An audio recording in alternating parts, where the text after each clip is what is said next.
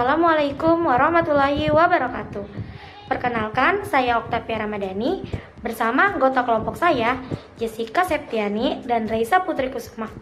Pada kesempatan kali ini, kita akan membahas salah satu jenis pajak yang cukup penting di Indonesia, yaitu pajak penjualan atas barang mewah atau biasa disingkat dengan PPNBM. Materi ini sering kita temui dalam kehidupan sehari-hari, terutama ketika kita membahas barang-barang dengan harga tinggi, seperti mobil mewah, rumah mewah, atau barang impor tertentu. Semoga dengan adanya video ini kita bisa memahami lebih lanjut tentang pajak penjualan atas barang mewah. Sebelum kita ke pembahasan utama, mari kita lihat apa saja yang akan kita bahas dalam video ini. Yang pertama, ada pengertian PPNBM agar kita bisa memahami konsep dasar PPNBM.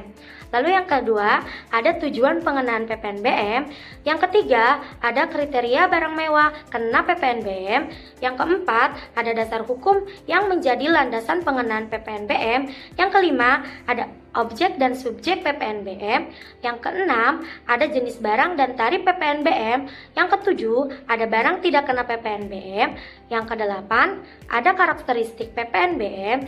Dan yang kesembilan, kita akan belajar menghitung pajak PPNBM. Lalu yang terakhir, ada kesimpulan. Halo, saya Jessica Septiani. Sekarang kita masuk ke pengertian PPNBM. PPNBM atau pajak penjualan atas barang mewah adalah pajak yang dikenakan atas barang-barang tertentu yang tergolong mewah. Pajak ini dikenakan pada saat barang tersebut diimpor atau saat pertama kali diserahkan oleh produsen kepada konsumen. PPNBM merupakan pajak tambahan di luar pajak pertambahan nilai atau PPN, sehingga dalam satu transaksi barang mewah dapat dikenakan dua jenis pajak sekaligus, yaitu PPN dan PPNBM. Jadi, semakin mahal dan semakin tidak esensial suatu barang, maka kemungkinan besar barang tersebut akan dikenakan PPNBM. Baik, slide selanjutnya, tujuan PPNBM. Pengenaan PPNBM memiliki beberapa tujuan penting. Pertama, untuk menciptakan prinsip keadilan dalam sistem perpajakan. Karena masyarakat yang mampu membeli barang mewah akan dikenakan pajak yang lebih tinggi. Kedua, untuk menambah pendapatan negara. Karena pajak dari barang mewah biasanya bernilai besar dan dapat menjadi sumber penerimaan negara yang signifikan. Selain itu, PPNBM juga bertujuan untuk mengatur dan membatasi konsumsi barang mewah agar tidak berlebihan. Tidak hanya itu, PPNBM juga mendukung kebijakan ekonomi pemerintah. Misalnya, melindungi industri dalam negeri dari produk impor mewah yang terlalu mendominasi pasar. Slide selanjutnya, kriteria barang mewah kena pajak. Tidak semua barang dikenakan PPNBM, karena ada beberapa kriteria tertentu yang membuat suatu barang dikategorikan sebagai barang mewah. Pertama, barang tersebut bukan merupakan kebutuhan pokok, melainkan kebutuhan tambahan atau tersier. Kedua, barang tersebut umumnya dibeli oleh masyarakat dengan tingkat pendapatan tinggi. Ketiga, penggunaannya biasanya terbatas pada kalangan tertentu. Dan yang terakhir, barang tersebut sering dijadikan simbol status sosial. Contoh barang yang termasuk kategori mewah yaitu mobil sport, kapal pesiar, pesawat pribadi, atau rumah dengan harga sangat tinggi. Dengan adanya kriteria ini, pemerintah dapat menentukan barang mana saja yang layak dikenakan pajak mewah. Halo, saya Raisa Putri Kusuma. Selanjutnya di sini ada pembahasan tentang dasar hukum PPNBM.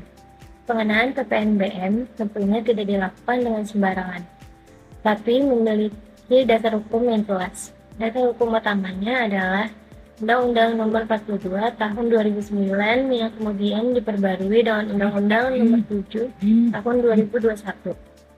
Undang-undang ini mengatur prinsip dasar, objek pajak, serta kewenangan pemerintah dalam mengenakan PPNBM. Selain itu, terdapat juga Peraturan Menteri Keuangan Nomor 96 Tahun 2009 yang mengatur lebih rinci mengenai jenis barang dalam kategori mewah dan besaran tarifnya.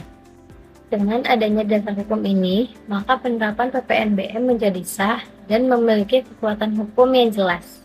Selanjutnya, kita akan membahas tentang subjek dan objek dari PPNBM. Objek PPNBM adalah barang kena pajak yang tergolong mewah sesuai dengan kriteria yang telah ditetapkan oleh pemerintah. Sedangkan subjek PPNBM adalah produsen atau importal yang menyerahkan barang tersebut. Namun, walaupun produsen yang memungut dan menyetorkan pajak, pada kenyataannya yang menanggung beban pajak adalah konsumen akhir. Lalu ada jenis barang dan tarif PPNBM, ini diatur dalam peraturan perpajakan yang berlaku. PPNBM diatur dalam pasal 8 Undang-Undang Nomor 42 Tahun 2009 tentang pajak pertambahan nilai barang dan jasa serta pajak penjualan atas barang mewah. Tarif PPNBM memiliki ketentuan yang paling rendah sebesar 10% dan paling tinggi mencapai 200%, tergantung pada jenis barang mewah tersebut.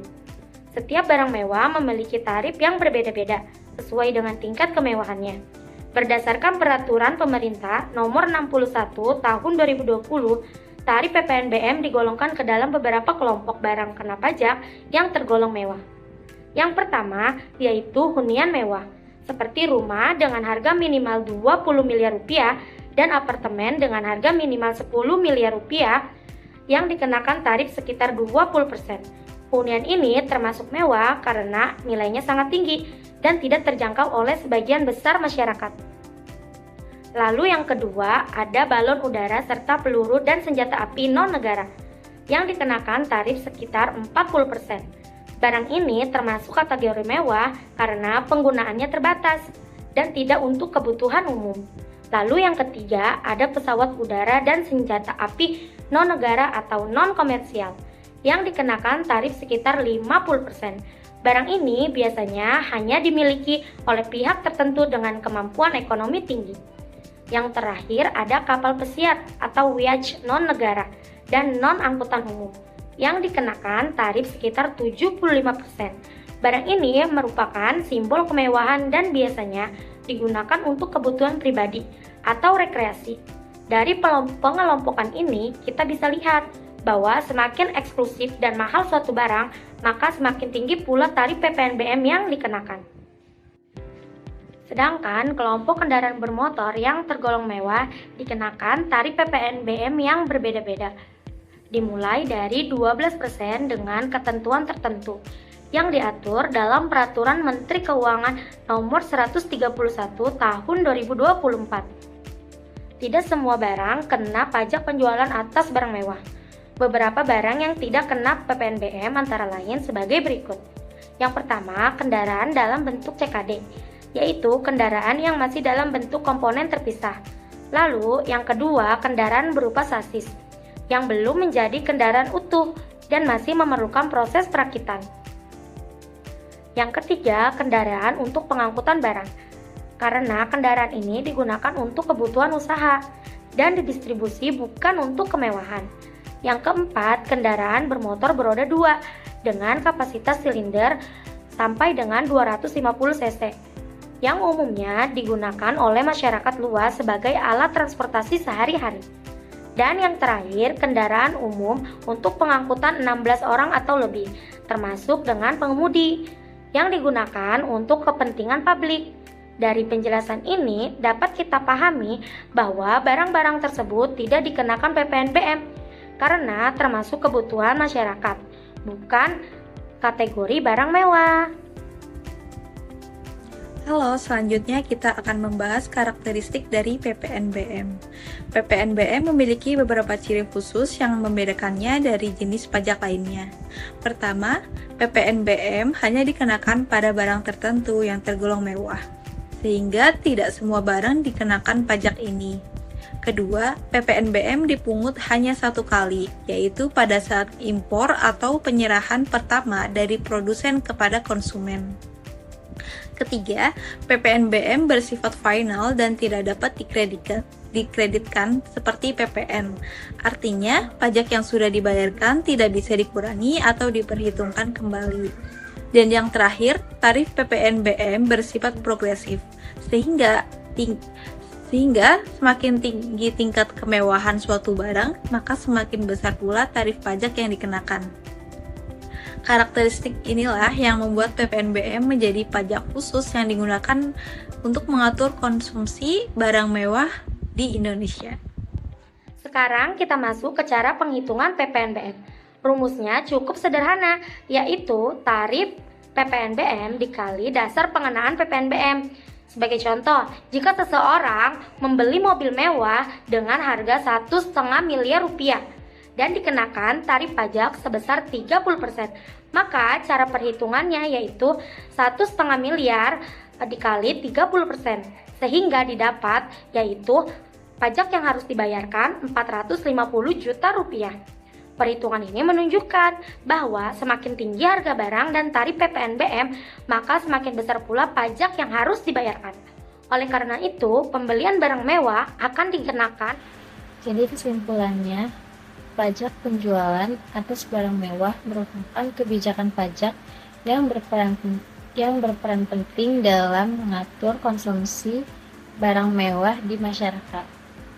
Selain menerima penerimaan negara, pajak ini menciptakan keadilan dengan memberikan pajak lebih besar kepada pihak yang memiliki kemampuan ekonomi yang lebih tinggi. Dengan tarif yang berbeda sesuai tingkat kemewahan barang, pajak penjualan atas barang mewah juga berfungsi menekan gaya hidup konsumtif dan menjaga keseimbangan ekonomi. Sehingga pajak penjualan atas barang mewah merupakan salah satu instrumen penting dalam sistem perpajakan Indonesia. Sekian presentasi dari kami. Assalamualaikum warahmatullahi wabarakatuh. Demikianlah materi pembelajaran yang dapat kami sampaikan. Semoga bermanfaat. Kami ucapkan terima kasih. Wassalamualaikum warahmatullahi wabarakatuh.